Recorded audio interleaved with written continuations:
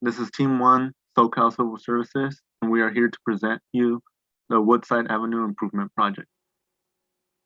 I'd like to firstly introduce the team. My name is Alexander Rivera Aguilar, and I'm the project manager and traffic engineer. Gerardo Perfecto is the geotechnical and stormwater engineer. Asio Alawadi is the stormwater engineer. Logan Bagley is a site civil engineer. Julio Rios Zamora is a transportation and traffic engineer. And lastly, Jonathan Rivera is the traffic engineer here at SoCal Civil Services. Next, I'd like to pass it off to Julio, who would go more into detail about what our project description is. In this slide, we're going to give a little overview of what the project is about. The project name is Woodside Avenue Improvement Project. The project is located along Woodside Avenue in the county of San Diego. The site extends from Maria Drive to Winter Gardens.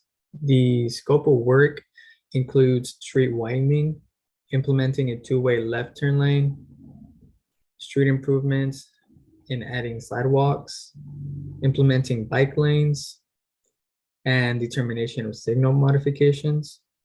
In making this project a reality, it will help make streets safer for pedestrians and will decrease the likelihood of pedestrian auto collisions and the number of pedestrian injuries and fatalities that occur each year.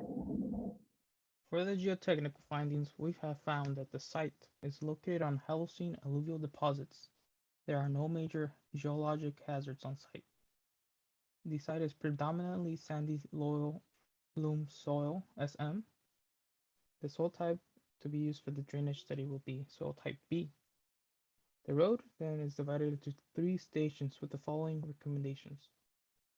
Our recommendations are based on the traffic index of 7, which was provided by our traffic engineers, and will utilize a class 2 aggregate base.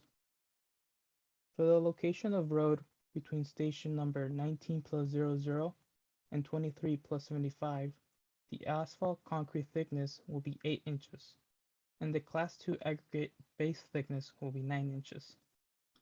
For the location between station number 23+75 and 29+50, the asphalt concrete thickness will be 9 inches, and the class 2 base thickness will be 9 inches. And lastly, for the station number between 29+50 and 36+15, the asphalt concrete thickness will be 7.5 inches, and the class 2 aggregate base thickness will be 9 inches. Our stormwater engineer, Asil, will now provide you with the drainage findings. Moving forward to the drainage study. First of all, the purpose of the study is to find the needed pipe and sizes to design a drainage system that will manage the rainfall for the County Woodside Avenue project. We are proposing a design storm for a 100-year rainfall event. We classified our soil type as B. It's very important to meet all the stormwater quality management plan requirements when designing a drainage system. For any drainage study, we need to have both pre-developed and post-developed studies that include the elevation and area for each basin. For the pre-developed drainage, the land use is open space, and the area for both of the pre-developed and post-developed remain the same, which is 9.33. The calculations for all basins were done. It includes the runoff coefficient, time of concentration, intensity of rainfall, and flow rate using the rational method.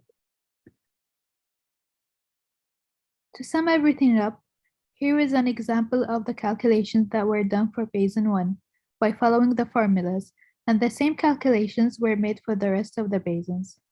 Next, we would like to discuss our traffic study findings. A traffic study is used to determine if signal modification is required for any of our study intersections for our project.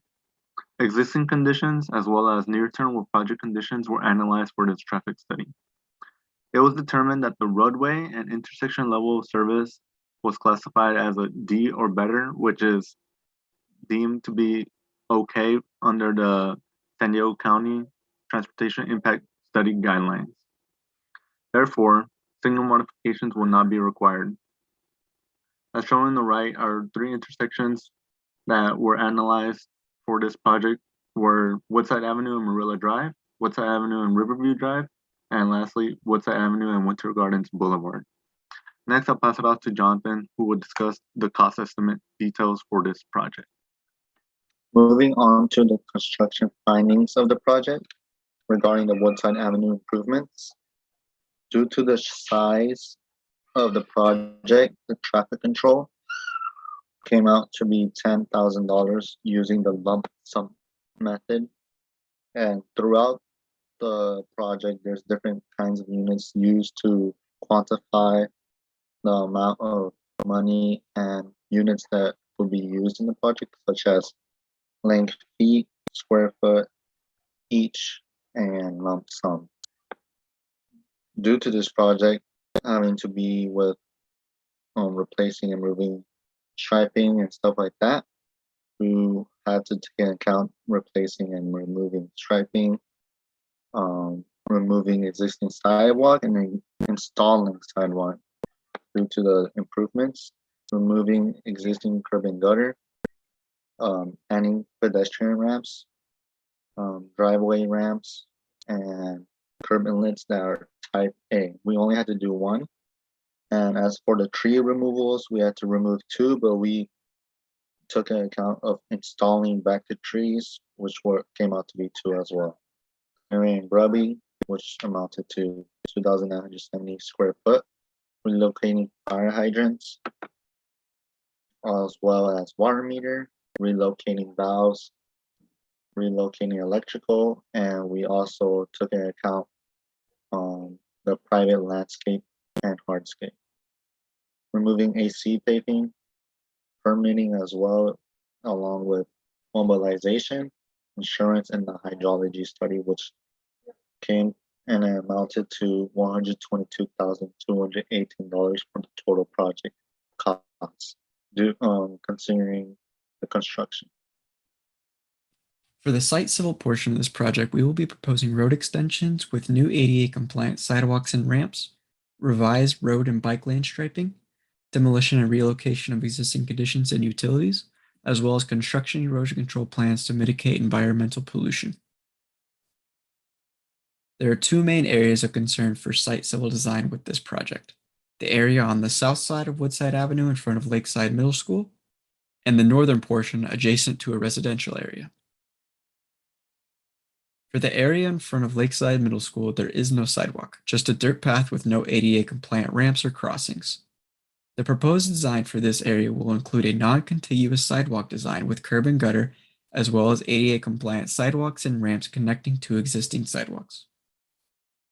For the area adjacent to the residential area, we are proposing an extension of the road and bike lanes, which includes a new sidewalk to allow for safer travel for both pedestrians and vehicles. This concludes our presentation. Thank you for listening.